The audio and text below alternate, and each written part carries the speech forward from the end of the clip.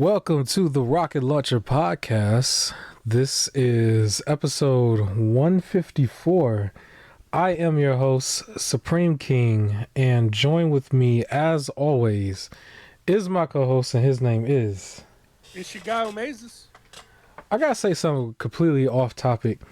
I think coconut water is so nasty.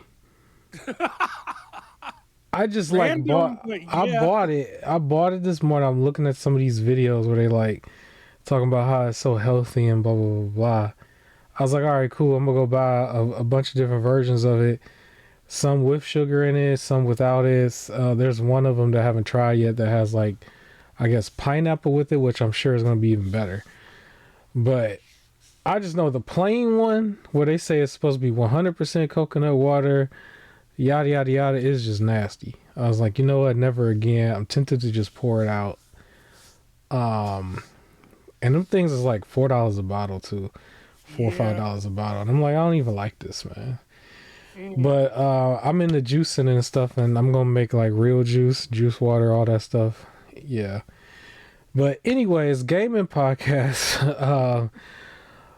The older Sonic game is on the screen. Sonic Team, I think it's called Team Sonic Racing. No, it is not Sonic Racing CrossRoads or Worlds. But I wanted to put it on there first because of this it's, I don't even know if it's really a debate, but there's just been this thing going on the internet where people have declared Sonic CrossWorlds to be better than Mario Kart. Yes. Now, I would like to clarify for this before somebody comes at our head. They've said that CrossWorlds is better than the new Mario Kart. Yeah. When you compare those two, because people still say that Mario Kart 8 or 8 Deluxe is the best kart racer. So they're not. I haven't seen anyone say it's better than 8, but they're in comparison to Mario Kart. Was it World that just came out? Yeah. I've heard that Sonic Cross World is leagues ahead. So I think the good thing about it for the people out there, there's two, pretty decent or good, racers that you can play with, and the Sonic one is on every platform, so you can really just, choose where you want to play it, and then you'll have two different racers there. I'm a racing head now more than ever, so I honestly think for anybody out there, you should still try the Hot Wheels Unleashed games as well. Forza, funny enough, we'll talk about Forza later, introducing a new series, or not new series, but a new entry in their series, probably next year or the year after. I forgot when they put it. But there's still, plenty of cool racers out there. Anybody out there who's just really fiending for racing, I think I heard that there's like a Garfield racer that's out there as well that you could probably play. But if you don't want to spend the big money yet, or you just want a taste of Sonic racing without all the crossovers, Team Sonic Racing is out there. I think this footage is on PC. I'm pretty sure you can find that game digitally or probably physically for a very, very cheap price, and that's what this is right here. And it's still a fun little racer, you know what I mean? But for the topic of the conversation, CrossRoads being better than Mario Kart, I like that. I actually do like that. I like that a lot. Because with Mario Kart, it's like, okay, you stuck with Mario Kart for 8 years, maybe 9 years, but if you just got a game, because let's be honest, with the way Sonic releases their games, I mean, it's a game every other year, or every year actually. And so if they're saying it's already better, then I'm pretty sure this game's going to have like a sequel, which is going to be even better than that, and you're going to get it way quicker than what you'll get from Mario Kart. You got to wait till a whole nother generation to get some more Mario Kart. So that's exciting. And then the competition on a third party standpoint will also keep coming out with their games, and you'll still get more and more variety of racers. If you're like me, you probably be thinking about getting a race wheel at some point and really start racing. You know what I mean? Um, but yeah, fun games, fun games. This one is really fun too. I do recommend it for anybody. But we could probably move on. I just wanted to mention that real quick because I thought that was an interesting thing. The main first topic really is probably there's so many game shows that's been happening in the last few weeks, but some of the bigger names started to come out with their shows. The first one that I actually wanted to go over is actually the PlayStation State of Play that happened I think a day or two before all the Tokyo game shows. And it had a few cool things, a lot of things that I actually thought was kind of like I had wrote down at one point, am I watching a Nintendo Direct? But we'll get to it. It started off fine with the Sorrows, I believe is what the name of it, the Returnal-ish game, you know, more horror edition in a way. I thought it looked fine. I will play that one. I do actually own Returnal, but haven't played that one yet. I want to play Returnal obviously first, and then play that. But I heard it's a difficult shooter, roguelike shooter, and I imagine this game is the same. Your thoughts on that? Looked okay. A lot of the show to me looked just okay. I mean, most of it was stuff that we've already seen, including this game, actually. But the difference was this game, I believe they've shown, a little bit more detail on there. I do think it's, I'm trying to think of good things to say. To me, I'm going to be honest, I wrote down here Returnal clone. I just wrote Returnal clone. It looked exactly like Returnal to me. From my understanding, it's a sequel.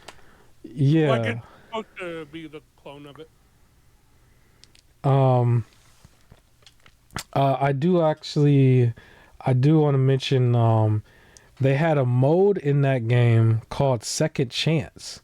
I don't know if you was paying attention to this, but the person punches the ground and gets back up after he was hurt. And my thought process was, they stole that from my co-host's favorite game in the whole wide world, and that's called Lords of the Fallen. I was like, he was playing as somebody who had the second chance in his ability. Isn't that right, co-host? Then you had a second chance ability where you punch the ground and you come back, if I'm not mistaken. Yeah, Lords of the Fallen, and the main person, or if you're single player, when you die, you come back to. It's like a second life. Yeah, man, they stole that, man. They stole that. I know you don't appreciate that. Let them know how much you don't appreciate.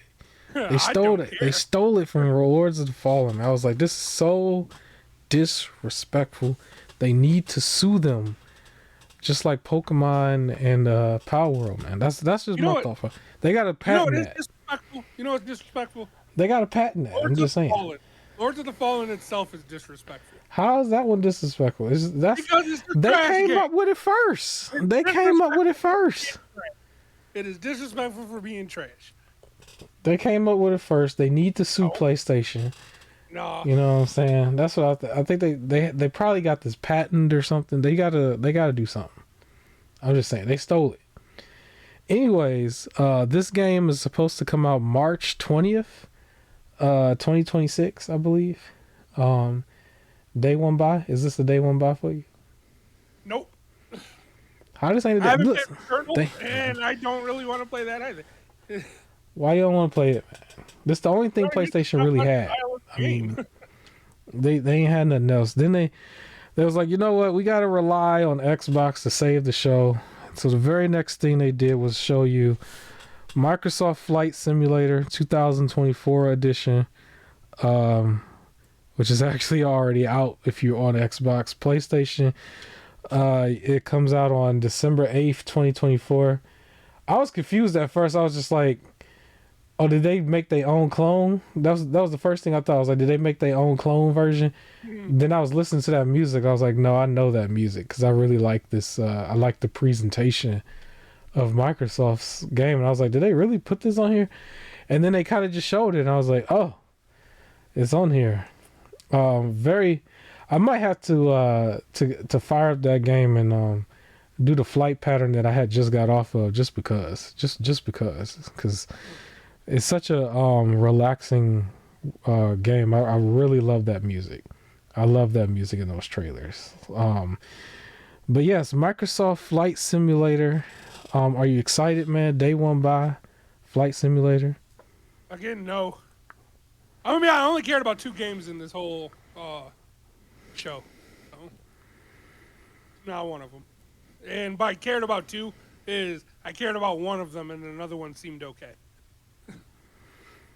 All right, so clearly he talking about Battlefield 6. Battlefield 6 comes out October 10th. They were showing some single player campaign. They made sure they're making sure you remember that there's single player campaigns on here. I think that has everything to do with the Battlefield from before, because one of the things that was mentioned is they took it out and that made everybody mad. So it was like, hey, we got a single player campaign. I think part of their Tokyo Game Show showcase was to show off their single player campaign, but I didn't really include it because there was just so much talking in between. I was just like, you know what, I don't even really want to show it if they're not going to show the game. But yeah, Battlefield 6, a lot of people saying Battlefield is back, blah blah blah blah blah. Head to head with Call of Duty. They're doing the same thing that people are doing with the Mario Kart and the Sonic CrossWorlds. I'm like, you know what, to each his own, whatever. But I look forward to the single player. I might throw myself into the multiplayer when it comes out. Cool game, cool series. I know somebody who's like really diehard about this series, going as far back as Battlefield 2 and 3. But yeah. Now, once we got past this, because they were really just showing everything this entire time that I had already seen before. I was just kind of like, I mean, the only thing that was really saving it was some release dates. But then they threw out their Deus Ex remastered, and that's when I was just like, all right, this is the Nintendo show, because everything that we've already seen for months, and then they just show something, old. And I put on in the paper like, this is too old, like, but Deus Ex Remastered comes out February 5th, 2026. Is the funniness of this is just how the dates is just like this should have been the shadow drop, if anything. Deus Ex, cool series. Some of the more newer games I will recommend people play. I have a couple of them from last generation, and then something on Xbox 360. I think it's called Mankind. I forgot the subtitle. But they put out the original here. How you feel about this? Day one buy, Christmas list. You don't want to play this either. You don't want to play this either, man. What you want to play, man? Man, you don't want to play this either. Not this. This the classic, man. Yeah. They've been watching the Nintendo Directs a little much, man. Because I was just like, all right. I think it's sometimes kind of rude when they know how much their fan base is clamoring for another one, and then they're like, "Here's the old one." Yeah, so this has definitely been the generation of ports. Absolutely. It's just been a whole lot of, here's this expensive hardware that could really play like some super duper stuff. But then it's just like, well, here's something from the past and then we've only tweaked it slightly. And like it'll barely scratch the surface of your hardware. That's this entire generation. But this is the icing on the cake for it. Followed by, I don't know if I wrote down everything, but I was just going off of just the order of what I got here. So if I skip something that you have, just let me know. Halloween the game, where they had some feature on here that I was just kind of like, what? Where you can do a space jump thing where in this game you turn into this like black portal-ish data that just floats forward and then materialize back as Michael Myers. Did you see that? I did. I was just like, what is that? I think that was their way of trying to video gamify the fact that he always seems to just be everywhere in the movies. Like he just be getting places and just like disappearing and reappearing. And I honestly think that was just their way of video gamifying it. I know. I was just like, you might as well have just let him run a little bit. I think it would have been easier, but I don't know. I guess they didn't want to do that, so they that to me takes me out of it. If I was gonna play it, it kind of takes me out of it a little bit, to be honest with you.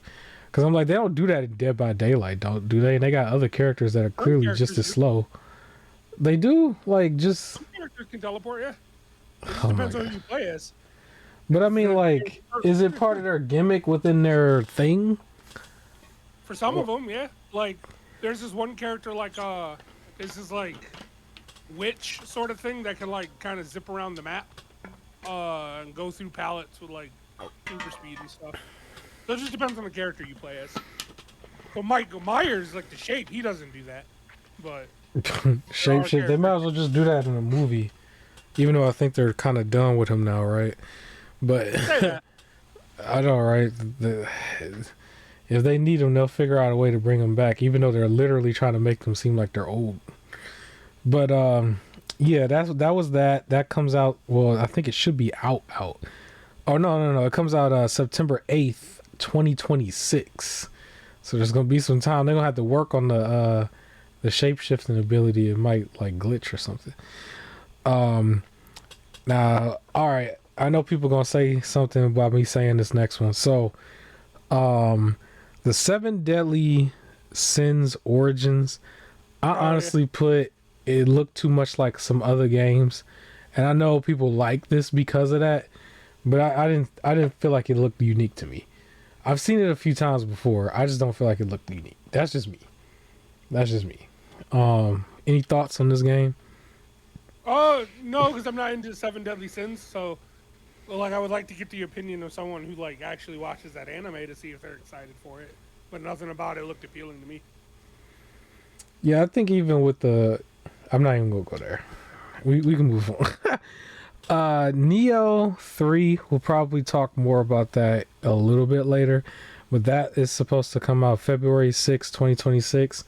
I'm actually excited about this particular title, but I am going to play the first one on, I think, Epic Games, if I'm not mistaken, gave that away. I was going to play it on there on PC on the highest settings and play it there, basically. But I'm excited to see this, just overall. I am excited to see this. How about you? Are you excited to see Nioh 3? Yeah, it looks good. I'm sure we're gonna talk about it. They had that gameplay special, like little thing for it. But I thought it was weird because it wasn't translated with no subtitles at all. But the game looks good. I didn't really get too much into the other two though. Like I played a little bit of the first one and then kind of stopped. So looks okay. I don't know if I'm gonna pick it up though. I'm definitely gonna grab it. I am. That's definitely something I will play. Very samurai-ish type, hack and slash. I'll definitely play that. Dynasty Warriors 3, I believe, was the next thing. That comes out March 19th, 2026. This is different from the Dynasty Warriors Origins, I believe is the name of the other game. But this is another one of those situations where I'm saying, am I watching the Nintendo Direct? Fun title, I'm sure. How you feel about this one? It just looked okay. Again, a lot of the stuff was. I mean, this one was another one of those old ones, where it was kind of jarring at first because in some cases they was really like. It was looking like the graphics was really turned down for a second. I'm like, why did they put that on here? Like, this just they don't go with nothing else. Especially following Nioh 3. I was like, this don't go with nothing else that's on here. But they threw it on there and I was like, all right. And then we get to one of my personal favorites, Code Vein 2, which is another one we'll probably spend more time on in another section. This one is a little bit more right around the corner, or at least right after the holiday season. Code Vein 2 is supposed to come out January 30th, 2026. They did mention within the trailer that this is now available for pre-order. I haven't pre-ordered it yet. I do plan to do so. I was debating back and forth whether or not I was going to get it on Xbox or PlayStation because I do want a physical copy of it. I think the Xbox version, I think the cover art looks better with the green, but I think ultimately I'm probably going to settle for the PlayStation version just because I know the controls coming from the first game because I played the first game on PS4. So I might end up just staying with that one. But there was a few other things. I had looked into this particular game for a while. And I looked at the different options that they have. So the regular game, I believe, is a $70 price tag. And this is another game where they're going to actually launch it with a expansion DLC that's supposed to come out with it. Where in the DLC you get something called a Mask of Idris. I don't know. And new companions. I know what the companions are. And then I think that's a part of an Ultimate Edition as well, which is going to be $99, which is also supposed to come with a digital mini art book and like a soundtrack, right? And then some like custom outfit packs if you do a pre-order. And then if you get a collector's edition, it's supposed to come with the 18 centimeter figure that looked like a fan service type figure. And then an actual art book that's got 60 pages of art in there and an actual steel book. Well, they actually called it a metal case. But it looked like just your standard steel book. And that was all the information I got from it. I was going to probably look into it a little bit more as more information drops, just to see, do they have the actual game with the collector's edition and not some like, here's a steel book, but you get a digital copy or something stupid like that. I didn't get that much information from it, but I'll look it up a little bit later. But yeah, I looked into a lot of this and we'll talk probably a little bit more about it later on. But when you saw this, is this something that might be on your radar? You ain't played the first one yet, or you got a taste of it. You got it. Yeah. Oh, I enjoyed it for a little bit. I was more kind of upset because I kind of went into it with the mindset of fully doing co-op, and it was way too like awkward trying to do that. But it never like, it didn't become like a full-on rejection. I still plan on playing it. And now seeing the second one, like, you know, be coming out soon, makes me want to hop into this first one a little bit more.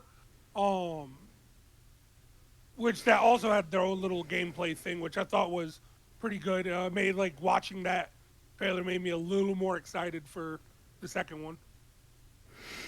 It hasn't really been said yet. I think more information will come out towards the holiday season, but I would like to know if they've worked on the co-op and fixed it, because I think in the Souls community, it's been pretty much said amongst the community that with games, they would like for the people to just be in the game the entire time, so you can just play all the way through like you would any other co-op, where before they was making it really, really hard to do so. And I know it was just because of the whole like trying to maintain a certain difficulty, which you can still maintain a certain difficulty and keep both people in there.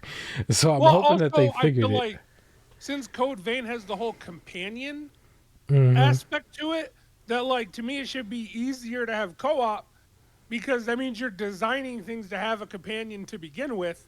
So all you got to do is just when you do the co-op, turn the companion thing off, and boom, it's, you know, it's co-op. It might take the place of it. I think in the game though, like the funny thing about it too is I know there will be a lot of people who would just want to play a solo for the challenge. Even though you can do that, like this particular game, every cutscene has all the companions there. Yeah. It's almost like they make it seem like, yeah, they made it seem like they were all going on a big adventure together. Like how you would see in a an anime or something. So it kind of works for the story when you do keep the co-op companion there. But But yeah. even the second one, they already even talked about how you can like turn the companion feature off or have it on to have an ally. So I just feel like again, if you're structuring it around having an ally, then the co-op part should be even easier to implement. So Hmm. I feel like it's just kind of a decision where all of these kind of Souls-like games are doing the whole you can pull somebody in for a mission and that's it. And like no cross progression and all that other stuff. Like I feel like at this point it's just kind of a choice. Yeah, it was a choice in the first game as well. But I do think, because I remember I put together some video real quick to tell people, try to play this before playing Elden Ring at the time. Elden Ring was white hot at the time, but there was like a lot of people who, struggled. And I was like, well, if you play this first, you'll get the idea while having a companion there. And then you could move on to something like Elden Ring or maybe Dark Souls 1 or Demon Souls or any one of these clones or whatever. So that was something that I had mentioned then. I do think that's still going to be the same here. Just because it'll help you transition a little bit better into a game like that. Because sometimes, when it really gets going, those games are just hard and you just gotta either step up or just stop.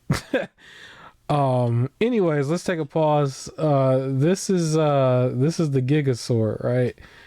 The game Gigasword. I think this was a demo off of one of the shows from last week, right? Correct. Okay, and then Um, you played this on what system, or where did you get it? PC. I got it PC. through Steam. All Yeah. right. So yeah, the demo's on Steam, and yeah, go ahead, tell us a little bit about it, I Yeah. guess. It's a cool side scroller, right? Your normal side scroller puzzle solver, and one of the big things is like your giant sword, which kind of slows you down, and it's like all heavy hits, and then you can like put the sword down to jump higher and solve certain puzzles. The door or like the sword like serves as almost like a key. But it's weird because you also have to go through levels to get a treasure chest, which will also have a key. So it's really just platform to get the key so you can keep progressing forward. Um, it's okay. Like I feel like if it's not a bad side scroller if you just feel like playing something, but I'm not sure if it's like a must play sort of thing.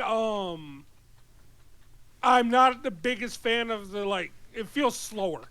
Like you have to be slightly slower because you have a giant sword, but Yeah, because I of that, thought like when I a lot of looked at it before, I was like, that seemed like it's on purpose, but I just noticed it was noticeably slower than your typical Metrovania.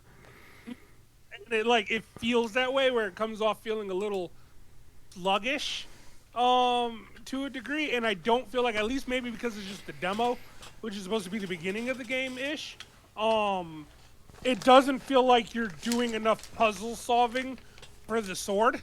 Like I can see if there was like a because like you can't fight without the sword, but I feel like it'll just be up. The thing I need is like higher up.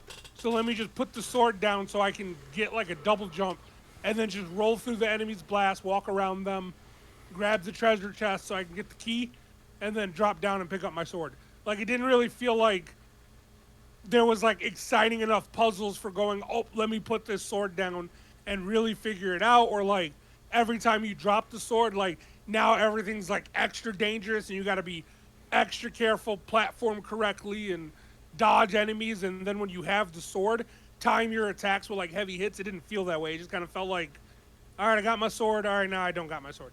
Like it just, it was, Are you quicker when you have the sword or without the sword?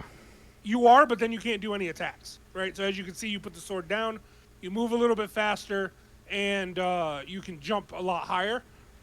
And but you can't like at the cost of not being able to do any attacks. And then you just pick your sword back up and go. But again, it just didn't feel like there was enough puzzles that really made putting the sword down feel like a task more than just annoying effort. Where it was just like, okay, like here I go, I gotta put my sword down again. Like that's kind of what it felt like. Uh, Do you know if there's like power ups that make it quicker? as time goes on in this. I don't think so. I think part of the gimmick is supposed to be you move slower with the sword. That is heavy. You just dragging it like Yeah. a pyramid head or something. Now I can see if like you had to really time your dodges because you can't like the enemy can really hit you multiple times before you can hit. But again, it just didn't feel that way. It felt like everything in the Metroidvania was moving slower, just because you have to move slower. Like that's what it felt like. It just everything felt too slow. And I think what didn't help is right before I played this, I finally finished up the Shinobi demo, which was like ended with a nice little boss fight in the demo. So and that game is like super quick and snappy. So it was like I did that and then immediately played this, and it just felt a lot slower. Okay. All right. Well, do you still recommend people buy it, or do you have this wish list, or what's up? It's on my wish list, and maybe it'll be pick up something I pick up when it's like on one of them Steam kind of super sales. I don't like it. Doesn't feel like a oh my god I need to play, but it does. It's more like if you ever kind of get around to playing it, it ain't like the worst. It ain't terrible. So can you It just drop the doesn't sword feel. at any time? Because I just noticed that he Yes. did it and it wasn't at the normal spot. Yep. Okay. Anytime you want, you can drop the sword to like move faster. And that's And part then of the like that's the other puzzle. thing. So for example, because you can't jump that high with the sword, part of this which I was trying to see like with the rolling thing, like how fast that moves, but you're gonna have to like roll this thing back, climb up, drop down to it, and plant your sword in it, jump back, roll it across, and then pick up your sword. Right? Like, but there's like no enemies around or things, so it just kind of felt like an annoyance more than a puzzle. Okay. I don't. It looks to me like something you would just play on the Steam Deck. Yeah, That that's appeals to me accurate. a little bit. I don't know if I would play this on big screen unless I really just wanted to capture footage, but this is definitely a Steam Deck game, a Rogue Ally game for sure. Um, I'll play it at some point. I do have it on my wish list. Um, so at some point, just like what you said, like the Steam sales, I think I just bought something for like $3-4. Every time they do something and one of them drop that low, I usually just pick it up because it's not really expensive. Um, but yeah, we can hop back into it. So some might say for the PlayStation Direct, this might have been the main event. This was the Wolverine game. It was Funny definitely. enough, people have been wanting more footage from it, but it didn't seem like a surprise. It just seemed like okay, finally they're showing it. Unfortunately, from what I was seeing before, it is definitely the same type of stuff that was from the leaks. It's just at the very least they added some blood to it, which before it wasn't really that much blood. Um, but yeah, definitely a fun looking title. I can't take too much from it. I think this will be a fun title. I think some people or people will be very very pleased with what they have here. I did like the overall presentation. I just know from the footage from before they still do some of the PlayStation type stuff, which we can probably get to in a second. But what are your thoughts on at least what you saw from the presentation? I'm really excited for it. This is like really the only thing in the show that I was excited for. Um, I thought the blood looked great because that was always a concern. Like, are they going to tone it down? But it feels like on the same blood level as X Men Origins Wolverine, the game. Hmm. Um, I know I like the Insomniac stories. I think they're all fun with the Spider-Man games. I'm really excited for it. I think the combat looked great. I'm happy that it wasn't like pure, like cinematics. Like there was some combat in there. And it's your normal Insomniac combat, but I don't hate it. Like I enjoy the combat, so I'm really excited for it. I just know there's gonna be some parts where the dude's standing there and then starts talking to himself to give you the hints, and that kind Well, of was an yeah, eye whirler for it's me. annoying, but that's kind of a PlayStation thing at this point. Like, it's still enough to point out. There's like annoying. It's not gonna get me to not play the game. It's just PlayStation keeps doing that for some reason. Yeah, I'm gonna definitely play it. Absolutely. This is one of the bigger titles that didn't really have much content officially put out for a while. So we're about 4 years later, they're finally showing something. I did notice, they were jumping back and forth between his regular yellow and black outfit and then just like the Logan gear that you would normally get from the movies and stuff. And I don't know if there's like a reason for that, but they were still just showing it off and it was still cool.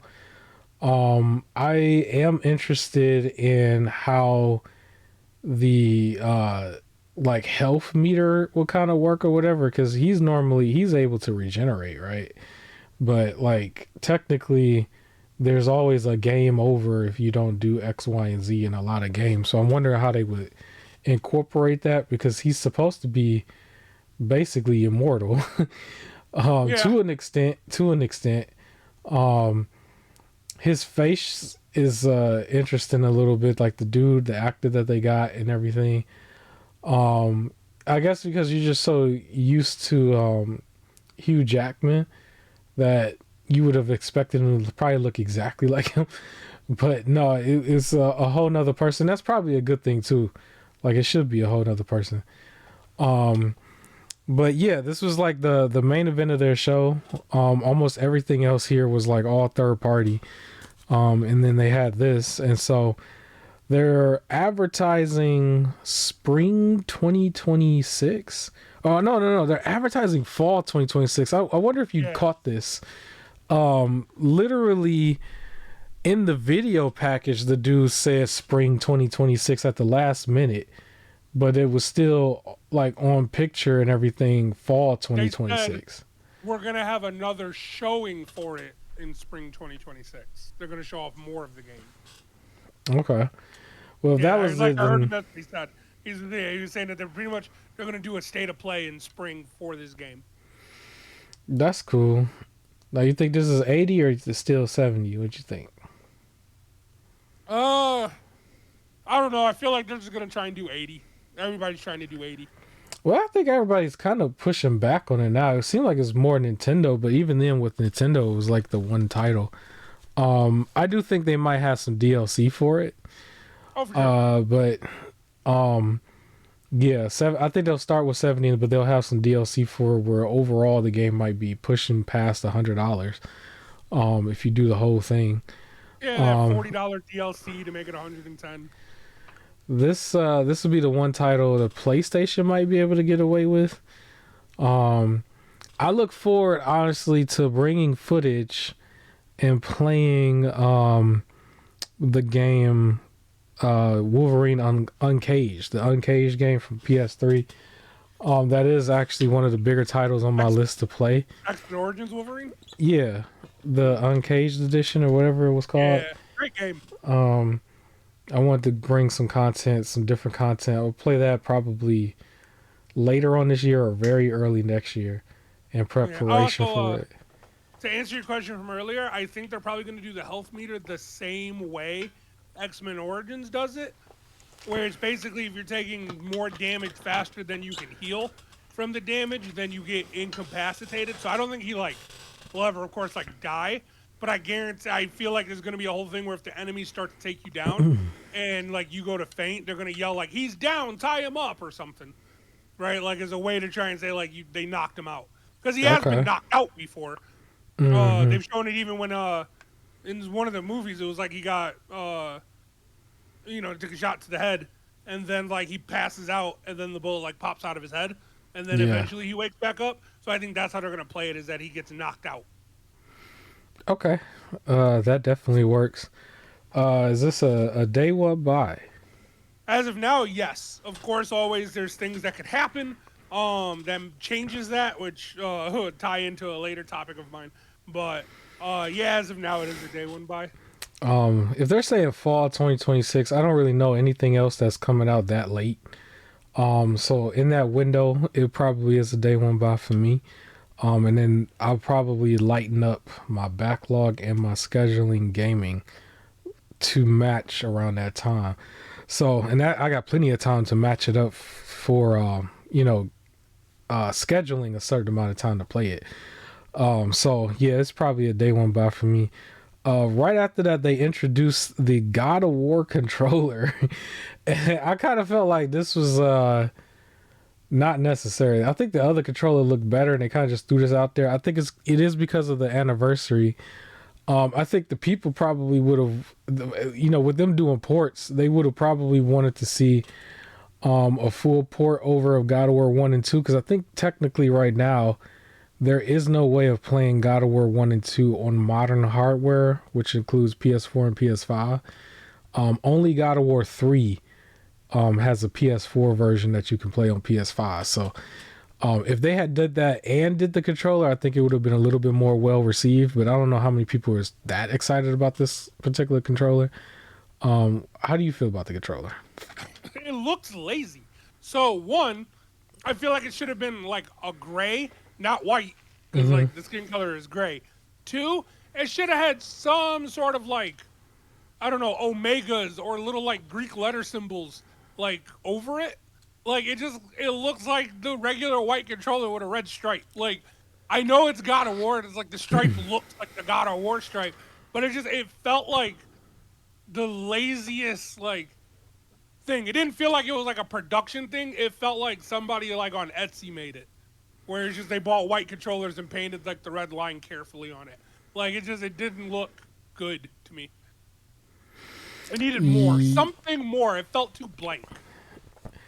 Yeah, I wasn't even really that into it either. But yeah, it is what it is. If people want it, there you go. Another God of War controller. You got two God of War controllers. I think they mentioned within this show like the October monthly games. So I think the headliner is Alan Wake 2, and then Goat Simulator 3, and then Cocoon. I'm actually more excited about the Cocoon game. I thought the concept was pretty neat. But it was a game I think that I had wish list a long time ago, but just didn't get it. And then they said, hey, here it is. So I'm a little bit more excited about that one. Alan Wake 2 I had already had. I think I even mentioned like the week before that I just got all the DLC. But yeah, you excited about this? You excited about that? I wouldn't say excited, but I don't think it's a bad set of games for the moment. Yeah, I mean, it's decent, Here it is. Here's for the month. We always get that one title, and then the rest is just kind of like somewhat good or just thrown in there, right? And then my personal favorite. This is my favorite part of the show. They threw out some speakers. They said the Pulse Elevate, I think, is what this is called. The Pulse speakers, man, you got haptic feedback in the speaker, you can hear it from all over the place, however they do it. You know what I'm saying? I'm excited about the speaker. I tell you, I'm excited about it because the only way I have to listen to the PlayStation over in my little computer area is through the headset because of how it's set up, because it's with a monitor that don't have sound. So this allows me to have sound without it having to be pumped directly in my head. So I'm excited about that. I might jump into it. I think they said this is like coming out next year sometime. I'm pretty sure it's gonna be like $100, 100 plus. But we'll see. Any excitement for this at all? Actually, yeah. So my monitor also doesn't have audio with it. I have like a sound bar, but it wasn't like your most expensive sound bar. And it's been slowly getting on my nerves, and sometimes just straight up like not working right. So now instead of like rushing to go get a new one, I think I might hold off because like it'll work until then, and then I might hold off and get those. I mean, the way it looked like it's set up too is they had the receiver on there the same way you would have for like some wireless headsets. I'm wondering, can I take that same thing and can I put it into the Switch dock? Can I put it in the Xbox? It'd be petty if they block it from the Xbox, but we'll see as time goes on. I'm not going to buy it immediately. I would like to see some videos where people experiment with putting it in some other systems. I'm pretty sure they did advertise that it's going to work with PC, but PlayStation don't usually advertise the other companies. So with it just being a soundbar, I would imagine it should work similar to like a headset. So hopefully it can. If not, then maybe I might still look at some speakers equivalent speakers that are just gaming speakers that can work on everything. But it just brought attention to it because I knew it was something that I was needing, especially in my little retro area too.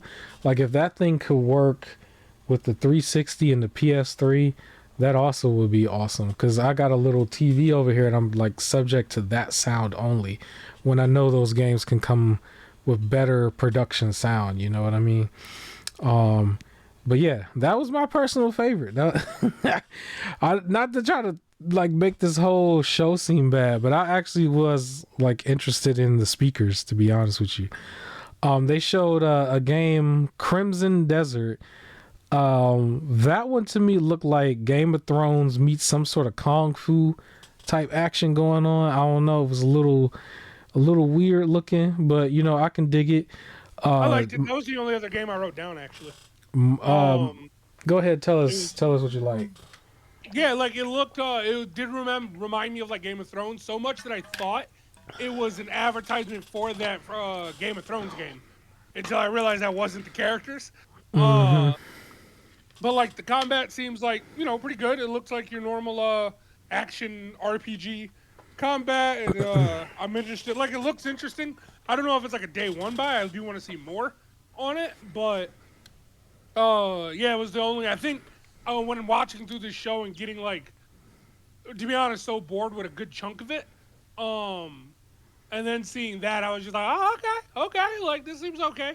So it was like honestly, it was the speakers, that, and Wolverine. That was like the main things I was excited for.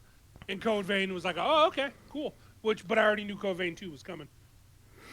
Most of this entire show, funny enough, except for like these remasters of 20-year-old games, was already shown as something at like some show in the past.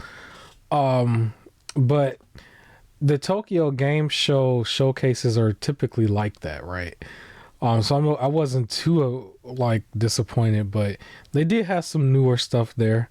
I think the next game, Chrono Spirit, The Endless End, I think is what it's called. I don't think I've seen that one before. 2D action adventure game comes out in 2026. They didn't really give a real release date for this. They just said 2026. I'm a little interested in that. I think I did wish list that one if I'm not mistaken. I don't know if you like that. Well, you said you didn't like anything else, but yeah, I wrote that one down. And then the next one I actually said had a bad filter. I just thought it just looked off. And that's Let It Die Inferno. It was something about it just looked off to me. That comes out December 3rd, 2025. Y'all have to just look at it. I thought maybe the graphic choice was a little off to me. I don't know. It didn't seem as colorful or as like fully there. Maybe the color shade was a little washed out a little bit. It was just something about it. But that was the next thing. And I think the final thing I have here is a game that I did wish list a while back. Final Fantasy Tactics, the Ivalice Chronicles. This is the version that has like full voice acting, and it is coming out in like a couple days actually. September 30th, 2025. Is that something that interests you at all, that type of game? Final Fantasy, the tactics game? I do like the RPG style stuff, but I never really got super funny enough into Final Fantasy. The Pixel Collection, sure. I'm kind of playing through that a little bit. I have the first game, actually the Game Boy Advance version that has the extra dungeons. That's not in the Pixel Collection. I'm playing through that one technically on the Mayu Mini. And I will have like some scheduled time to actually play that one to completion, because I am going to be going through and playing like one new game and then one game from the past through completion each month. That's the thing I'm trying to do. Um, but yeah, this one looks really, really colorful. It is one of Square Enix best sellers as far as like Final Fantasy as the brand, obviously at this point. But yeah, this is how they closed the show. They threw Wolverine like early. They didn't put Wolverine last. They just kind of they put the rest of this here. Do you think that was a good decision, or you think they? Because to me, it seemed like they just kind of threw him out there, and maybe the leaks had something to do with it, or just the amount of time in between, or something. But it was still exciting to see. But yeah, the Final Fantasy Tactics was already shown more recently. I wouldn't have expected that to be the final thing, but how you feel about I that? expected Wolverine to be the final thing. Mm-hmm. So yeah, I thought that was weird, but like I mean, Final Fantasy has a big following, so like if you're not gonna end on Wolverine, that would be the thing to end on. Yeah, I They would should have argue ended it. Wolverine They should got a bigger they should follow. have I ended mean, it depending with on how you look at it. no, Wolverine got a big following, but I mean like Final Fantasy has a crazy big fan base that's Yeah, associated with PlayStation. That's why. But they should have ended with that God of War controller, just to like everybody be like, the "This is God it." of War controller. I'm really surprised if they were going to say this is the anniversary that they did not port over 1 and 2. I'm just so surprised that they wouldn't have just done that. Or some sort of, because I remember there was a rumor of like some sort of collection of all three that was similar to the PS3 collection, but on the PS5 with enhanced visuals and the frame rate and everything that they've been doing with like games like Last of Us. But they didn't do it, so it is what it is. And I think part of it too is that it's not necessarily PG, even though like all the games are rated M. It's like those were like MM. Those were like really rated M. Maybe that might have something to do with it, but for everybody else, go back there and get it. I have it on Steam Deck. I have it. Yeah, I have your version too. So yeah, let's move forward. So the Capcom online program. This is actually, I want to say like one of the Tokyo game shows overall. From what my understanding is like the Tokyo game shows is like it's more about you being over there in Tokyo, similar to E3 used to be in the States. But at the same time, like we just get to see a whole bunch of stuff. But for this show, I think almost everything here, just like some of the other stuff on the PlayStation show, we've already seen before. They were just like showing here's updates to these games that's been out for a while. Practically everything. But yeah, they started off with Trashmatic gameplay. There will be a demo for Trashmatic. Did you like this game? Did you the Bugs Lightyear with the little robot girl on his shoulder? Yeah. How you feel? I don't know. Like I feel like when they first showed the first trailer, and I was like, what's this? And then with like every trailer afterwards, it's been more like, I don't care. Like I don't know. I keep seeing it. It's just like there's nothing. I'm That's done making with me it. I'm done with it. I was I done don't with care. it when they was doing all the I'm sorry and delays thing. Oh I'm yeah, like, that was. I don't even think like once they start showing it, it don't really seem that interesting to That's be the like thing. it It's needs to like be that delayed. and I don't see anything that's making me go like, oh man, I can't wait to play through that part. It Like, don't feel that like unique either. It's just to me another third person shooter where you just have something you just made up real quick. But nah, I ain't gonna. Okay, it's pragmatic. I'm not gonna trash it that much, but I'll play it when it comes out. But like beforehand, I'm kind of done with it. It's more of a cry wolf type thing for me at this point. But yeah, that's that. The next thing, honestly, now people gonna really hate me for this. This Mega Man Legacy Collections. How many times can we do this? How many times are we gonna do this? Like seriously, like this is another one of those situations where some of the other games is like, well, just make a new one at this point. Make a full-fledged 3D one where you can see the back of the dude helmet and everything, and you got, make a real game. But how many times are you going? How many collections can you have of Mega Man? Like really? Like I don't know how many times we can do this, because even in the past, like when I was looking through emulated titles, like that's all they've been doing for a really long time. It's like, here's another collection, here's another collection, and it's like the same games each and every time. It's like it's only so many times you can do this, and I know people double dipped with some of these titles.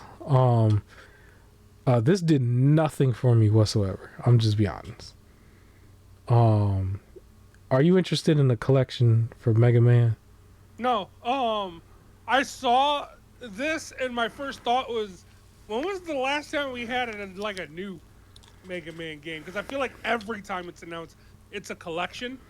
Like I just feel like it's constantly like, here's 8 of them, here's another 8 of them, and I'm like, I feel like it's the same 8, and what's happening here? And I just looked, and yeah, the last time we had a Mega Man, it was Mega Man 11, which came out in 2018. But I didn't even remember that because I feel like everything has just been, here's a collection, here's a collection. Here's another Yeah, collection. the branding for that is a little off. So like if somebody really was coming to the series brand new, I don't feel like they would know exactly where to start. And then when you having collections like that, that could be overwhelming as well, especially in a time frame like this where you're talking about 3-4 game shows a week at this point, and each one is a show, right? So it's game after game after game after game. So if you have a game where it's a game after game after game after game within a game, that just seems like a lot for your average person who is still an adult doing all types of other stuff, right? So yeah, it didn't do much for me. The next thing though, Street Fighter 6. At this point, they spent a lot of time here on Street Fighter 6. It seemed to be a bulk of the middle of this. They were showing you some Monster Hunter content that's in this game, and then some other fighters and everything. The main thing that I took away from this is that at the very least, the base game that came out, a year or so ago, the base game you can get digitally for $19.99. So it's a good starting point for anybody, but obviously if you're going to get all these extra characters and stuff, there's so many more packs that go along with it. Like I was looking at it, it was like $20 for the base, but then like to get everything else, it's going to shoot right back up. So just be aware of that, but at least you get to see the base for $20. Any thoughts on Street Fighter 6? No, it's cool that like they're still, I guess, releasing stuff for it. Those that like play it, like it's not just like a done deal.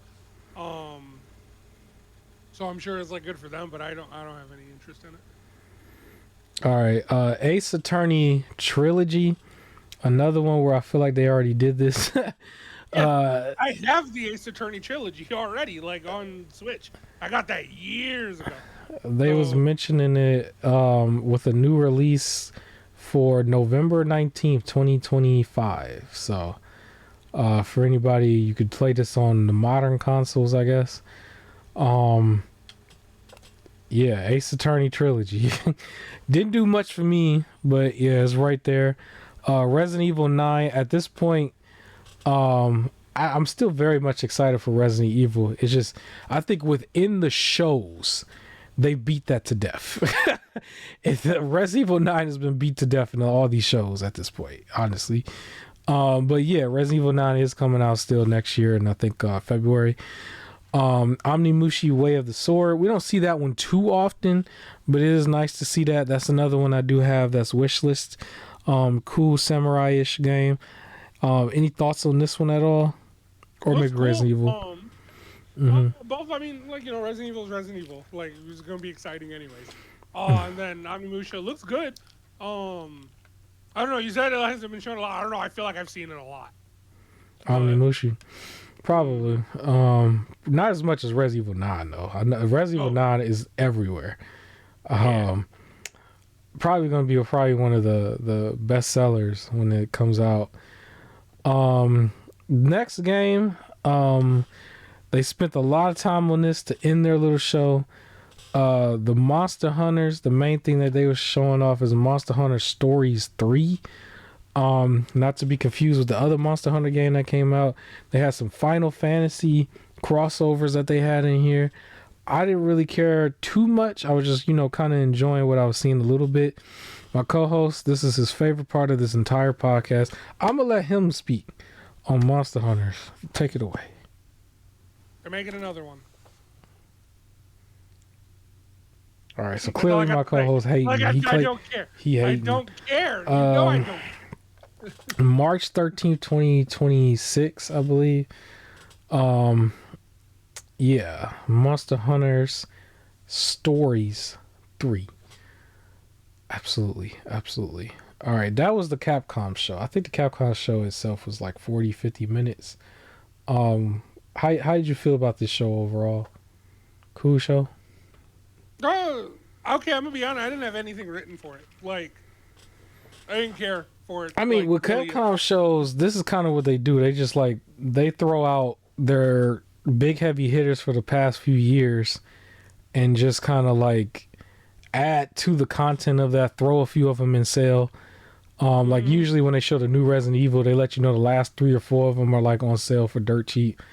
This is just what they do. This is what they do. That's how Capcom does their shows.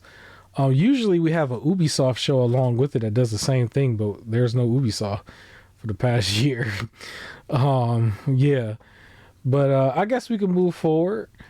The next showcase was the Indie Fan Showcase. Shout out to my guy. I gave him his flowers before with his wife. He showed back up again. Mr. Justin Woodward. He putting in that work, man. He's showing up and doing these shows. That's got to be a lot of work to do. Probably fun. Probably very, very fun.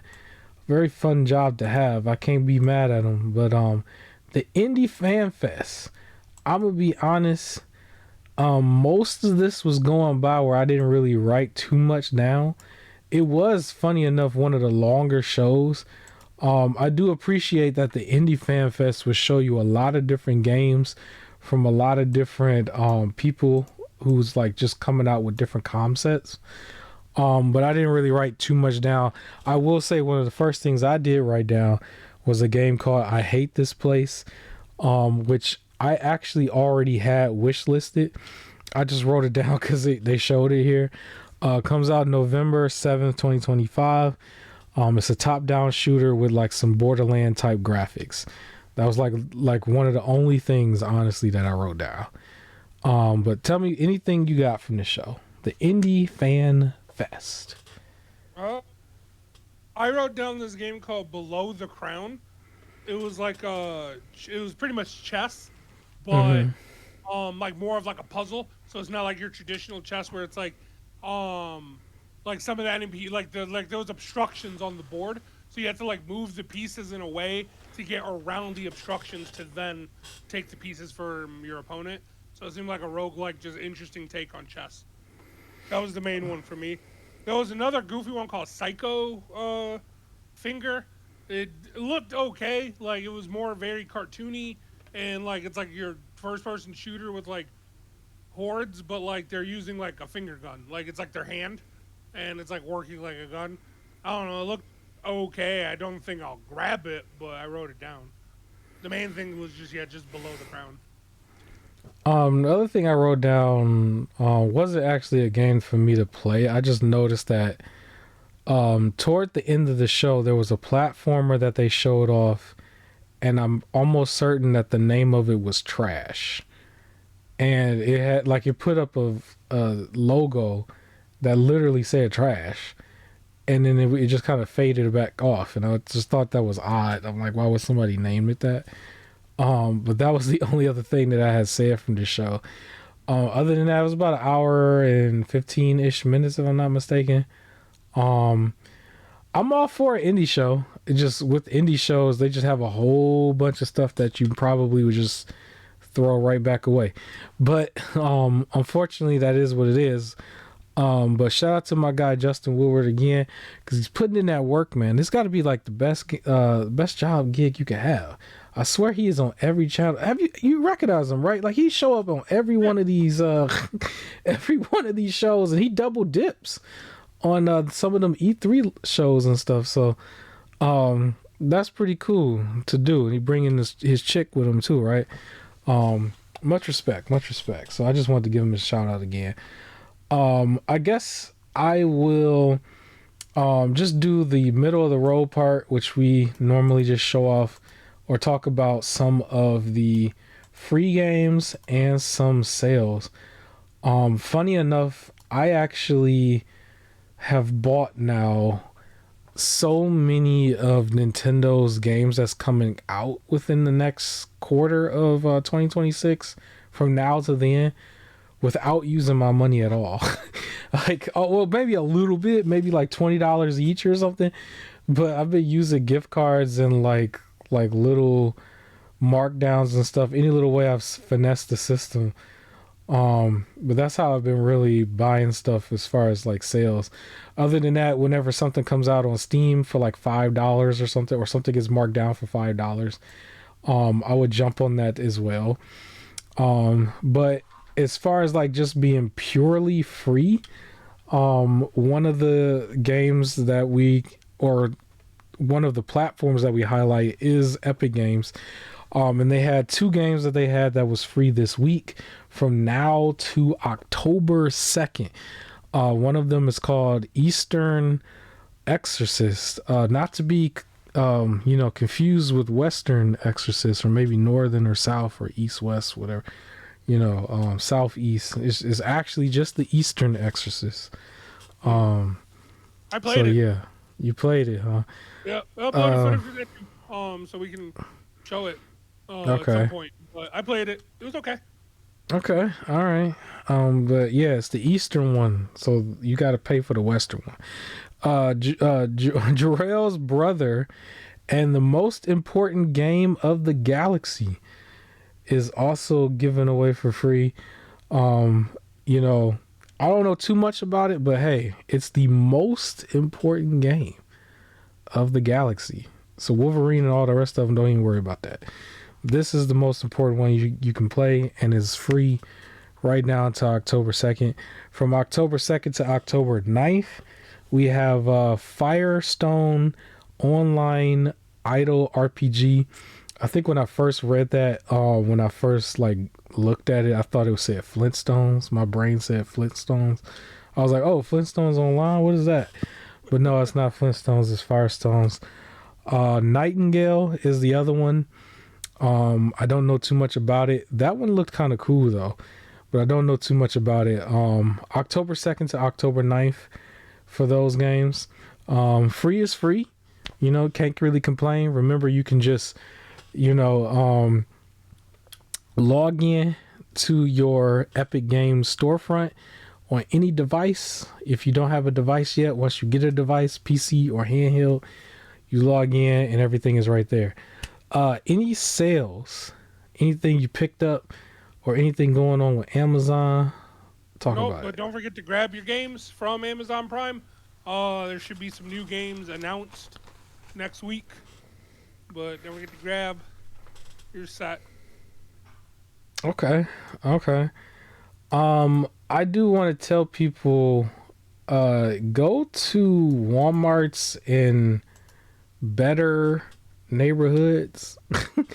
You would be surprised of if they might just have a rando game that was marked down. I do have a confession to make. I saw a game that I previously buried, that was marked down to next to nothing. It was sitting in a Walmart for $10, and I was like, you know what, I'll grab it, I'll throw it to the side for when I finally give this game a second chance. And that game is called Forspoken. Yes, ladies and gentlemen, I did buy that game. It was sitting there brand new for $10. I told the person, give it to me. And I bought it. I used my gift card at some point to get the brand new Pac-Man World 2 repacked, or I don't know if that's the name. And that came in the mail just last night. I didn't get a chance to play it. I actually, you see, this is the bad part, because I keep saying this. I'm noticing this in my head now. I didn't play the first one, right? That seems to be a running theme. I didn't play Returnal. I didn't play. Yeah, so we got to start playing some of these games. So that's where the schedule is coming in, where we start playing through the first ones. I'm gonna have a rotation where it's like I'm gonna play one new one that's probably through Game Pass, and then one old one that I've already started, and then maybe one thing through emulation, and then that's the rotation I'm gonna have. And then the goal or the rule is, once I beat 2 games, then I'll introduce one new one. But I gotta like keep getting through the old ones. That's the rule. That's what I'm doing. But yeah. Any other sales? Anything at all? Nope. All right. Xbox Tokyo Game Show. You saw this show? Yep. I just want to say first, before like actually getting into the show, your boy Phil Spencer is like slim. I just noticed he's he really following the plan. Somebody put a plan out there for him. If you was to go and look at any Xbox show like maybe a year ago, 2 years ago, he had a little bit more cheek on his cheek, right? Like now he just slim, and it don't look like he's not healthy. It look like he's just working out or something. Great shape for a guy his age and everything. I don't know who's doing what with him, what program, you know. He needs to release a cookbook or something. But I just thought he looked good. You think he looked good? He looked like he was really slimming down. I just noticed that. I just wanted to mention that. The first thing that they actually showed here, funny enough, was a game that I had wish list from the past. The Gunrave Gore Blood Heat. I believe the original game was called Gun Gore, if I'm not mistaken. That was Gungrave Gore. Gungrave Gore. Yeah. I thought it was just, it came out of nowhere. I was like, man, we still re-releasing so many things from the past. But the other one you can get on PC, and I remember seeing footage of it on PC where it looked fine, you know, because people would have updated hardware. But I think they were like comparing it to like a 360 version or whatever when they were showing stuff off, and like how it's so much better now. I'll definitely play this one instead of the old one, but it's really just a wish list title for me as of right now. How you feel about that game? Looks cool. I thought it was weird that they're remastering it because I don't think the other one was so old. Yeah, the other one didn't look bad at all, especially if you was looking at the PC version, because the Steam version is there, and I think they just dropped the price on it to like dirt cheap. I think just to spread awareness for this, because this doesn't come out right away. But the other one, I'm pretty sure is dropped really low. I don't have the price in front of me, so go check it out on Steam. It's definitely really low. But they showed that. They followed it up with 007 First Light. You don't really have to show me too much more of this already. I'm already cool on it. March 27th, 2026, I think is when this comes out. 007 First Light. Double Dragon Revive. I saw this again. I was just like, man, we're really, in my head I was just like, how many times are we gonna keep re-showing so much stuff? But let me not get too far ahead. Any of this stuff you want to talk about? No. This is another show where there was really only like one thing that looked sort of interesting for me. Like other than like I was trying not to like redo. So like of course 007 looked great. So I was trying not to like, you know, recopy like games that we've already talked about. So from there it was just like I don't know, actually to be honest, for the Double Dragon thing, to me it looked worse than the other Double Dragon games. Okay. Like why those you feel other like ones it that I looked looked worse? exciting for. I think the game looks great, more retro looking. So like the way they tried to update it looked a little too like an unsettling cartoonish.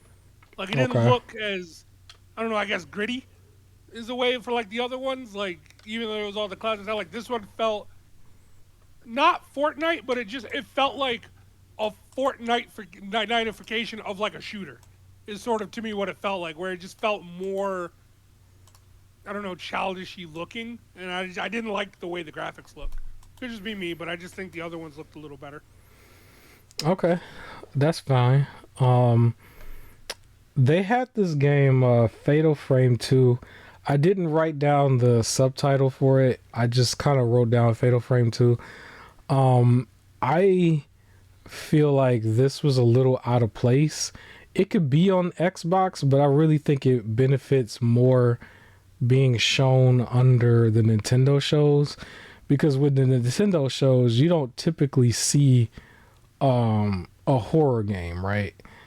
And when they showed it there, I felt like it stood out a lot more. Here it was just like, it just felt like a port, like how Nintendo shows are. And it didn't do much for me. But it was just there.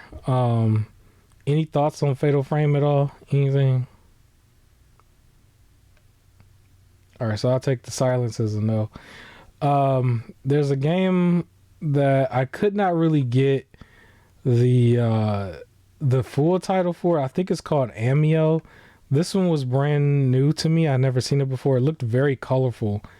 But that was pretty much it. It was just a very colorful game. And I think it's called Nioh. Animo. Only the I part was like a symbol. A symbol. But when I was trying to look it up later, I couldn't really find it. So I'll come back to that one. But yeah, I just kind of wrote it down. I don't know if you remembered that one, but yeah. All right, co-host just cut out completely. I don't know what just happened, but he is not interested in this topic right now. Maybe he's being a PlayStation hater. Who knows? Well, anyways, I'll keep it going. Monster Hunter Stories 3, they showed it again. Obviously, the release date, March 16, 2025. We don't necessarily need to say anything about this anymore. I do want to speak to my co-host when he jumps back in. I think he actually just had an internet issue about the Bruce Lee thing, so I'm gonna come back because that was just kind of shown.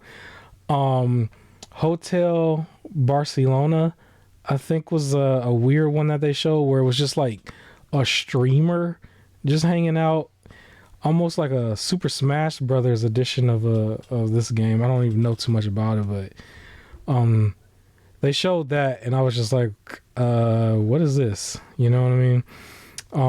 But yeah, Dragon Quest 1 and 2 remake.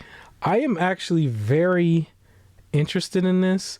For anybody out there who's cultured, you know you have to play the Dragon Quest 3 remake first just to follow it along chronologically, and then you play the 1 and 2. I plan to play all 3, but I don't own any of them right now. Well, of course I don't own this one, but like I don't own the 3rd one yet, but I do plan to play that. They show Flight Simulator again. Flight Simulator 2024, such a beautiful looking game, and I love the music that they play in these trailers. Phenomenal stuff. Project Evil Band. This was the one thing that they actually put a date out there that was way out there. They just said 2027. And it looked very Monster Hunter-ish to me. Honestly, it wasn't too much to go off of, and with them throwing that date out there like that, I wouldn't be surprised if it gets pushed even further out, because they gave themselves enough time. So I don't think this is really that far in. It's probably really early in development. All right, my co-host is back, ladies and gentlemen. He's not being a PlayStation hater anymore. He's participating again in the Xbox titles. Ain't that right? Yeah, I'm back. All right. That was weird. Just I guess behind the scenes, my electricity did a quick like blip, like everything just like flashed, like went off for like less than a second, but then my router had to reset. All right, it's okay. I ain't really talked too much. I mentioned Dragon Quest 1 and 2, Flight Sim again. Hotel Barcelona. I don't know if you remember that part. Where I was like, it just seemed like this dude on the screen who was just like streaming, and it looked like some sort of Smash Brothers clone. I kind of just threw that out there. I did want to rewind because I wanted to mention a certain part to you. The 007 or the Hitman game, one of the two, I think it was Hitman. They introduced Bruce Lee, which Yeah, seems so far out of like left field, but yeah. Bruce Lee's been reactivated. And when I was watching it, I'm gonna be honest, because I know everybody kept saying that like 007 looked like the Hitman game. When this thing started, I thought it was 007. So I was just like, I Yeah, thought they showed mentioned earlier, but 007 okay. too. Yeah, and then he was just like, all of a sudden I saw the Hitman guy on screen, and I'm just like, oh yeah, that's Hitman. And then there's just Bruce Lee has been reactivated or something. I'm used to Bruce Lee just randomly showing up in the UFC games, but I'm like, how is he here? It's ironic too, because if people know about how he passed away, you would think they would keep him away from a game that like has firearms and everything, and he would fit more in like the mixed martial arts, right? Because it's Bruce Lee. But to each his own. I'm not even gonna worry about it. My favorite part of the show is when Sarah Bond hopped on the screen. She hopped on the screen. At some point, they had show her signing people's rogue allies. I was like, oh, shoot, she got signed mine. I got to figure out how we going to make this happen so she could sign mine. You know what I'm saying? She came in there, she was talking her ish. I think at this point, she was mentioning the Xbox rogue ally. The funny thing about this, too, they mentioned, like, on the Xbox show, or on the Xbox's like social media page at one point, that the Rogue Ally actually sold out under the Xbox storefront, which I thought was crazy because this thing was mentioned to be overpriced. But listen, the people were coming in droves to get this thing. But if people remember the Xbox Rogue Ally version, the white one is the powered down version. But that one is going to retail. We got the official retail for this at $600, and the all black one is going to retail at $999. And this thing is set to release October 16th, 2025. How much is it? The $600 model is the white one. The $1,000 model is the black one. Which one you getting, man? Which one? You want the white one or the black one? You want to get Sarah Bond to sign it, man? You got to show up at one of these, like, events, man. Not spending $1,000. So you spending $1,000? It'd be the white one. I said not spending it. I said not. $1,000. I don't know how you going to get her to sign it if it's all black. Probably only the white one would make sense to sign. Unless she has a white pen, They like, baby, sign it. I want her to sign it in red. Put some hearts on it and stuff. You feel me? All right. But yes, the Xbox Ally is upon us. We are mere weeks away from it taking over the industry. Let's see. I mentioned the Project Evil Bane, which we didn't see too much about. But that was the only game I was actually excited from the show for. That was like new. Like that I haven't seen before. So it's a 4-player like co-op hack and slash like super game that looked pretty cool. Just your normal anime-ish looking game, but like it just looked like Monster Hunter to me. But yeah, it did. They threw the. Go ahead. I was gonna say it doesn't have all the like excessive like crafting stuff that I'm not really into. Like it just looked like you're straight away go fight the monster with like some friends. It looked like they had they mentioned 2027. I was saying before, like it might get pushed back even further. I don't even know, because when you throw a date out there like that, that means you really don't have too much done with it, I guess. So yeah, but yeah, we can move forward. The next one, probably one of their biggest highlights that we've seen a few times before already. Ninja Gaiden 4 comes out October 21st, 2025. I did kind of like noticed they was mentioning a lot of accessibility features and turning down the difficulty. I'm like, that's something that's very new to Ninja Gaiden. But What Ninja they Gaiden overall looks really good. they did mention turning up the difficulty too. They even said that, like there's like this like their super hardcore mode, which they said cannot be switched to or switched off mid game. Like if you go for it, you're going for it for that. But then they're like those who just want to play the story, they got that. I don't mind it necessarily. What I don't like is if like they put in a thing that makes like a game that's supposed to be difficult just easy for everybody versus it being a setting where it's like, hey, you know what, like if this is how you want to play it, like do your thing. And then we have our normal difficulty and then our extreme thing. I think that it works. I feel like All right. I think this is personally, Borderlands footage on the screen, but I've been noticing a lot yeah, of bad parts, I guess. So I thought that was me. Like I thought it no, was because my internet came back, so I like even left the stream I and came back I to it. have a reason. I think I do know why it is. Because I think it has something to do with the format that it's in. So if I change the format, it should probably work because it's not an MP4. Every now and then, Oh, PlayStation 5 would, in its recording, will just like not record in the correct format. I don't know if there's a setting in there, but what I'm gonna do is I'm gonna switch it to the next footage, and I'm gonna let you speak on that because I know you wanted to mention this game, yeah, and yeah. I'll be right back. I'm gonna take a quick break. All right, so this game Dispatch, it was a day one buy for me. Now there's a little bit of information that makes it not a day one buy. However, this is a game I am still very, very excited for. It's your classic Telltale game. It's made from the people who made Telltale games, and you're a former superhero who had like an Iron Man suit, and you lose your suit and you can't build a new one, so you end up becoming a 911 dispatcher for superheroes. And it's the whole premise of you got to take the like a group of heroes that are like horrible at being heroes and try and make them the best. But like all the story driven stuff is based on your decisions that you make and how you talk.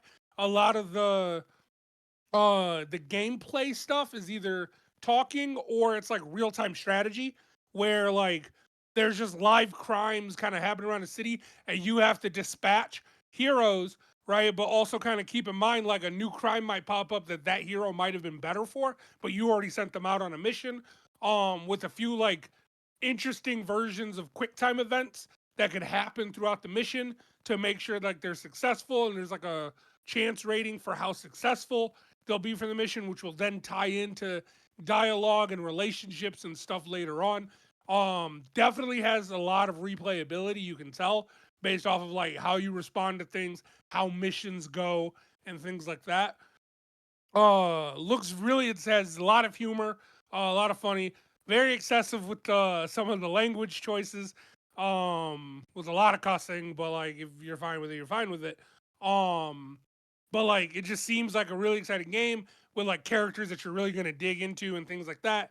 And again, it's like Telltale, so it's gonna feel very like much like watching a show where you get to interact with it. My big issue is it was getting announced that it was releasing in October, and I got so excited. Like this was going to be a day one purchase for me. I was ready for it. Then I found out the release format. Instead of just dropping the game, they're releasing it as episodes, and they're doing 2 episodes a week for like 8 weeks or something like that. So it's like the game, or maybe 4 or 5 weeks. The game doesn't seem like it's gonna actually be a completely out, I guess, until now, like December. And I hate that they're releasing it that way. Like, I feel like, oh, one, if they release it and then episodes 3 and 4 happen to feel mediocre, people who paid up front are going to now feel cheated because they're going to think, what if the rest of the game is mediocre and I just spent my money on it waiting for things that are just not going to be like good. Um, so to catch you up, the way they're releasing the game, which I was really excited for this game, but they decided to release it episodic. So it's going to be like 2 episodes per week for like 6 weeks instead of just So dropping is the this whole like game. a Telltale type thing? Yeah, it's very Telltale like with a lot of choices and real time strategy for like the superhero deployment stuff and like handling missions. But again, I'm really excited for it. It's just I hate that they're releasing it episodic because again, if like I don't know if you're doing like a full 8 hour game session and like let's say 2 of the hours in there were kind of mediocre, but it was Mm-hmm. surrounded by great gameplay, you're not going to notice it as much. Versus if they release 2 episodes and when you finally find time to play it, it's the most mediocre thing. Now you're no longer excited for the following week. You got to think, are you really going to take some time out to play it the following week? I don't like the idea that it's almost like controlling how long I play the game by like not releasing the whole thing right away. It doesn't seem like you have to pay per episode. It's like you pay the game and then they just drop the episodes throughout. But it's like it's almost like a pre-order then. Like you're not getting the full experience and like again, what if things are like mid or what if it ends up like actually being a bad game and you don't get to see reviews on it being bad because you were stuck like already paying for it and not realizing it was gonna like barely be that, good. Um and it reminds me of not to like sidetrack, but Walking Dead. Uh Okay. when that was on like the TV series and I was watching it, not the Telltale Walking Dead, like the actual show. And I was Okay. watching it. I remember the last episode that I watched was an episode when Daryl and whatever one of the young girl kids in there, they get separated from the group and he's being like pretty much like an older brother to her and like they like spend the day like going to a cabin, he's talking about his history. He finds like a collection of moonshine, so she gets to have like kind of her like her first drink and everything. It was like, it's disgusting. And it was just all this like cutesy, emotional, like really get to know the characters episode. But that was all that happened that episode. There was no zombies. They didn't really show off other people. There was no action. It was It's that. filler. And Yeah. I had zero desire to watch anymore. Like I didn't care about the following week, and it felt like there was a lot of things on at that time, and I was really busy with school and everything. So it felt like I was really trying to carve out time. Plus, I was on my pirate way, so it was like I was also having to put in the effort to get the show, and it was like I'm doing that, and then like I pulled out time to watch this, and it felt like the biggest waste of time. So then I had zero design. That was the last episode I saw, and that was like a season and a half even before Negan and everything. Like that was the final. That was like I'm good. I don't want to watch anymore, and I'm afraid that could happen here, where it could be a great game with like Negan level like really exciting stuff happening. But if episode 3 is really boring, and it's like I'm already having this backlog of games, and then this one was really bad. Well, now I don't have a desire to rush to it, you know. So I don't like that level of, and on top of that, the game feels really replayable Mm-hmm. from based off of like even the demo is replayable. Like the game is really replayable and everything, but you can't replay it while you're waiting for the next set of episodes because replays are going to change what happens. And if you want to see how everything plays out versus having this perfect run, but you just want to see how it plays out, now it's just you got to just stop playing and wait until the next episode. Or if you replay it, that's going to change how everything works in the future episodes. So now what if you do something that you don't like? All of a sudden, now you got to go back and replay it again to get back to your original setting. And some of the real-time strategy in the gameplay is still by chance. So if you replay it and then every single time you replay it, the chance stuff is just worse than what you got. Now ultimately you're gonna have a worse playthrough, all because they didn't give you the game right away. So it's like I would have rather them just said the game comes out in December than telling me it comes out in October, but we're only gonna release 2 episodes. And what happens if things like don't work out and they're like, oh, we can't release it in time. Now you gotta wait another week. Like this went from being a day one buy to now I'm gonna wait until the whole thing is out. I want the whole thing before I buy it. So this is like a Christmas thing for somebody then. Now, yep, for me it is. It's going to be the game that I'm going to be playing around Christmas. And when it would have been the game that I would have... Honestly, I was going to like... This was going to be my main game of probably late October, early November. And now it's getting moved. Okay. Okay. Well, no problem. No problem. What But is the game this is still retail fun. for? They didn't say... I didn't see a price for it. 80. I don't think it's that much. It might It be should be around the $10 50 each. It should be $10 an episode, and just like you Like just even when pay I as you wish go. listed, yeah, when I wish listed, it didn't have the price on there, but I'm pretty sure it's gonna be about like 50. All right. Well, we'll see. We'll see. If we was to get back to the Xbox show, it was only like a couple extra things there, really. Um, but one of the games I actually wrote down was Mistfall Hunter, and honestly, I didn't have any other notes here, so I don't have anything I could say. Do you remember that? It was just like somewhere towards the end. I remember. I'm gonna be honest. I remember seeing it pop up and thinking, "Oh, Spring King would like this." Like that's what all I remember. Like he would be interested in this. I It don't might have been a remember anything 2D about thing. It might have been. it. It might have been. I just know I just wrote it down and then that's it. They followed it up with going back into their bag a little bit. They had Black Ops 7 there. And might be one of the first times that, this worked in the favor of the show. Because they said that the Black Ops 7 game was going to have maps from Japan. It's going to have some Japan maps in there. About 18 maps in total, but there were going to be some Japan maps. And I was like, okay, you know what? That makes sense for the first time, because usually it's like play our American games. That's usually what they say. But they announced that they were going to have some maps there. Black Ops 7 is still Black Ops 7. If I remember correctly, one of the earlier showings of this was really doing some sci-fi horror type stuff. So I'm still interested in seeing what that's about. I know that's going to be in the single player campaign. But for everybody else who wants to play Call of Duty for Call of Duty, they're going to have some Japan maps. And this comes out November 14th, 2025. And they also mentioned there was going to be like a beta that was going to start next week for this. So if anybody's excited for that, here you go. Any thoughts on this at all? I think it's cool. The maps seem interesting. I'm liking kind of the idea. I know some of the people weren't really fans of them doing the futuristic stuff again. But I kind of like the idea that like Call of Duty has the more like futuristic kind of fast gameplay, and then Battlefield is going back to its more grounded gameplay. Like I don't know, it's just for people playing both shooters. It's like now there's at least a little bit of variety. Yeah, there's some options there for them. I think it looks cool. I don't know how much excitement I would get out of the maps because I'm horrible at battle arena first person shooters. So much so that it's hard for me to jump into them because like any team, I'm gonna be honest, I'm gonna hold them back. So I really only play these for like the story, and I don't think the maps have really anything to do with the story. Okay, yeah.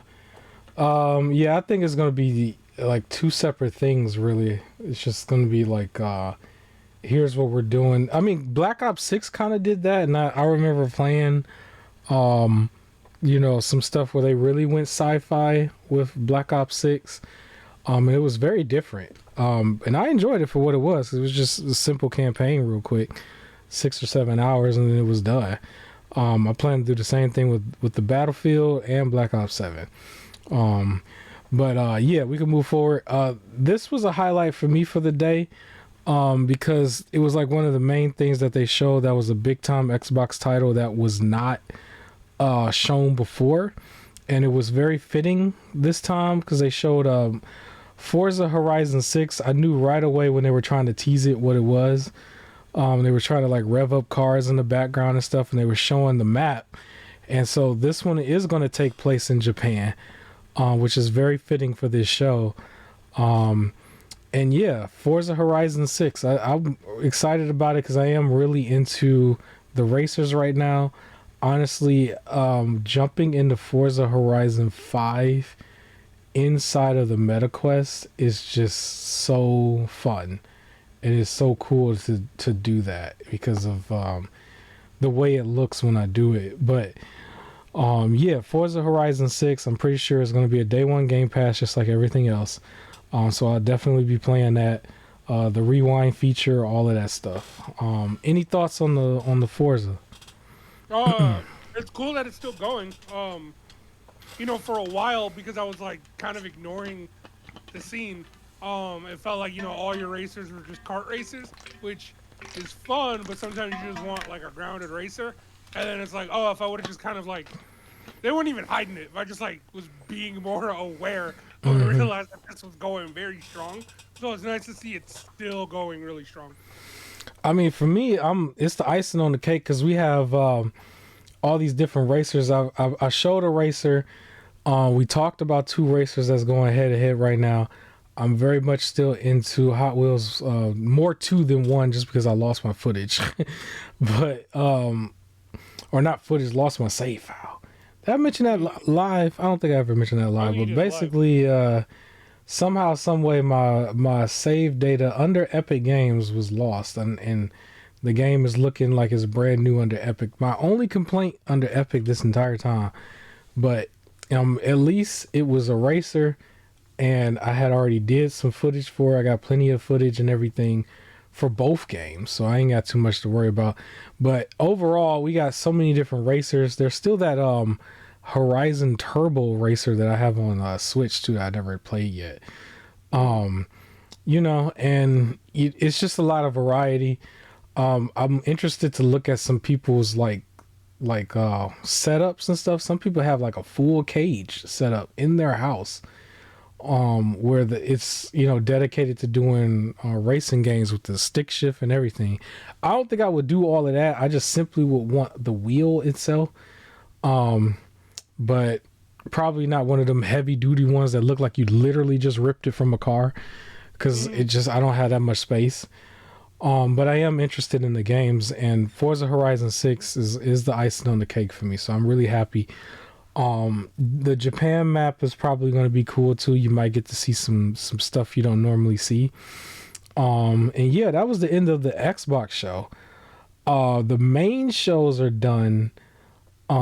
If there are more going on, because I remember the actual time frame was supposed to be Thursday through Sunday. But I didn't see anything else. But if they do have something else, we'll probably just catch it next week. And then there was just like your gameplay of just a few different titles. I do want to mention first, Battlefield 6 had its own gameplay showcase. Honestly, when I was skimming through it, they did not have not one section where they just showed the game. It kept going back to the people talking on the side. And I was just like, you know what, I'm probably not even gonna worry about that. I'll just play the thing when it comes out. Code Vein, on the other hand, was just its actual gameplay. Nioh did the same thing as Battlefield, but then they actually had a good 20 minutes towards the end of that thing where it was just the game. And so that's what we'll talk about. But Code Vein, I do want to jump onto Code Vein real quick. I actually thought that the game looked fun. It looked just as good as the last one. It wasn't too much that was new looking to me that I didn't see from the first game as far as like the style, but I will say the enemy type seemed a little bit more aggressive than the first game, just based off what I was seeing, especially with that boss fight. They started off with the create a character. They was showing off how in depth you can go with that. I still yeah, I mean, I'm gonna be honest. It's so pointless to go through that, but fine. You can go ahead and do it throughout the whole game. You change your outfit, so you don't even keep none of that, and you never see that person's face that close, except for a cutscene, and it's never like you. All up in they. You ain't gonna never be all up in their eyeball like that to be all doing all that type of stuff. They're gonna always be further back. But okay, you don't like it. I like it. It's no point. It makes it a little more personal. You can really get to make the character the way you want it. I don't know. It's like a slight more connection to the character. So I like it. Well, it would be nice to know if you could port over your character from the first game, if that's like connected. maybe it's a different timeline. It does look like a different timeline from the story that they were showing, so maybe not. But when I find out, I'll mention that. And because it's two questions I want to ask. Do you have full co-op where it's not just drop and like somebody drops and when they die or something like that, but like actual full co-op? Yeah, and then the porting over your character from the first game, which I'm pretty sure is not gonna have. But yeah, the boss itself, like I said before, very, very aggressive. But it seemed doable. It didn't seem like it was just like the end of the world. The fan service is definitely back. Code Vein was known for the fan service. It's not too much in your face as Stellar Blade, I guess. But I did notice they were really like showing off the angles on purpose in that little footage. But how do you feel about what you saw here? Code Vein. It looked like a good game. Made me a little more excited to finally go through and play the first one. Yeah, they got a lot of the blood bean thing in the first one as well, where you're doing your little move where you pull something out of you and just kind of like stab the other person with it. They have a lot of that in the first one. I did not expect them to make the sequel until they finally announced it. I was like, yo, I thought it was a game that just didn't do good. Similar to the next game that we're going to talk about, which was Nioh 3, where with both titles, they kind of just came out and then immediately dropped down to next to nothing in price very quickly. And not too many people really gravitated towards it. I think a few people jumped to it later when, Elden Ring and more Souls-likes got popular. So everybody's like, let me try all the Souls-likes. And I think started getting a fan base then. Because it's like, it's the anime Dark Souls. It's like what it was called. So you want to play Dark Souls, polished Dark Souls, which is Elden Ring, or anime Dark Souls, which was that one. Co-op Dark Souls is Remnant. Like, I think that was when they all started getting their popularity. Yeah. Crash Dark Souls, Lords of the Fallen, whatever you want to play. Lords of the Fallen, you get to play these in anticipation for Lords of the Fallen too. You know what I'm saying? This is awesome, man. So many of these games getting their sequels. Unlike some of these other games that call themselves being Game of the Year. We ain't gonna talk about them. But anyways, Nioh,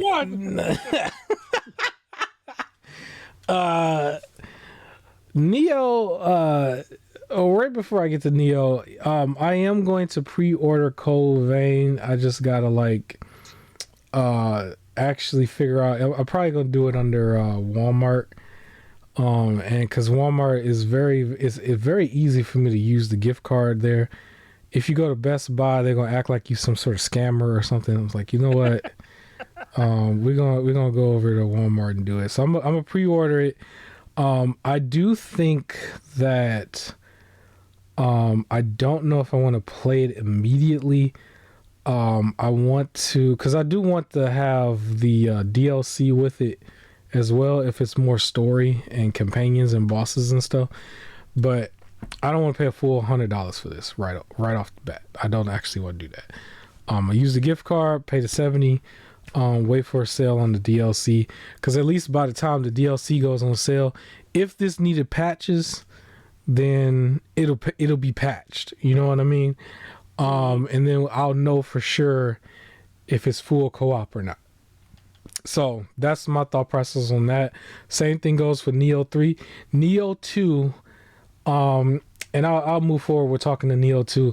Nioh 2, literally, I remember it came out in a February time frame, because I think this game also is set to come out February. Nioh 3 is February 6, 2025. When Nioh 2 came out, that February, it came out full price. That November was when I bought it. It was $15. Yeah. Quite literally, that game died immediately. And I thought it was over. I thought like once you get the game, that's it. It wasn't going to go for another one. And then next thing you know, it started being given away on Epic and all these other places. And I was just like, okay, well, they're kind of done with this title. I did not think that they would come back and say, hey, let's actually make another game, but they did, and it actually has some hype behind it. And so here's Nioh 3. I will say Nioh 3 does have a faster pace than Code Vein 2. This is a very, very flashy title. The boss fights also seem a little bit harder, especially with this being, in the opening of the game. One thing I did notice in the gameplay from that Tokyo showcase is that they showed you having the ability, like once you died and you go back into the boss area, you can actually sneak attack that boss and like do like a stealth thing. It's like the boss doesn't just come right at you right away and fighting more aggressively. Like you could literally sneak in behind them and fight them and get the first lick, and that's usually something you don't see that often in any other Souls game, but they did it there, and I thought that was a nice touch because you are still playing like a samurai who can do stealth type stuff. Yeah, I'm sold on both, but I do think Nioh gameplay wise looks a little bit better. What are your thoughts? Okay.